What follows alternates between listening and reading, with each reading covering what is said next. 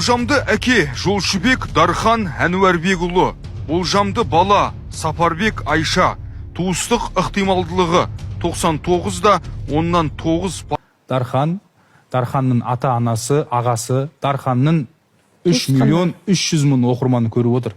Және біз оны Айданада біз бұл жерде тек бағдарламамыз. Біз қарагөз қазақтың қызын қазақтың жігітіне айдап салатын емес, керісінше дәнекер болатын бағдарламамыз. Біз соны Дарханға айттық. Дархан күні кеше біздің редакцияға келді өз аяғымен. Тілдесу барысында мәмілеге келе алмады.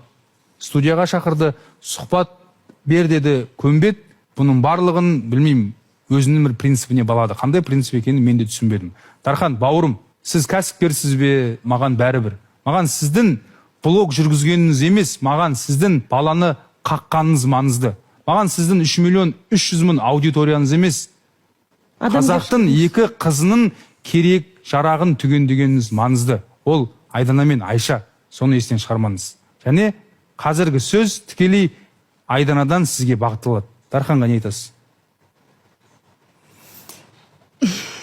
Алиментін көтерсе, көбейтіп, қыздың еміне көмектессе, қазір логопедінен өзі қазір қымбат алады. Өзіңіздің тұңғыш қызыңыз, және мен сізді таңғалдырайын, жаңалық ашайын. Сіздің әулетіңізде бұл бірінші қыз емес, бірінші қыз осыдан 4 жыл 11 ай бұрын дүниеге келген. Ал Дариғамен бақытты баянды ғұмыр кешіңіз. Оған ешкім қарсы емес. Және сіздің Айдананың жолы бәріне сабақ болсын, е? Кемінде қанша шығын кетеді ем-домына? Бір айда 300.000-дай кетеді.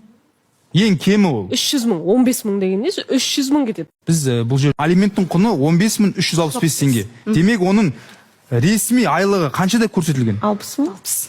60.000? Я алмаймын. Сіз бұған сенесіз бе? жоқ. Ресми құжатқа сәйкес Дархан Жолшыбековтің айлығы 60.000-ның ол жақ бұл жағы. Соның қанша бөлігін береді?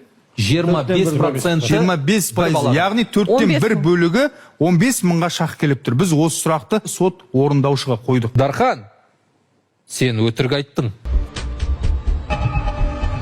Үйленемін, аяғын ауыр болады деп сөйтіп жүрген түгіміз. Даяшы болып жұмыс істедім бір кафеде.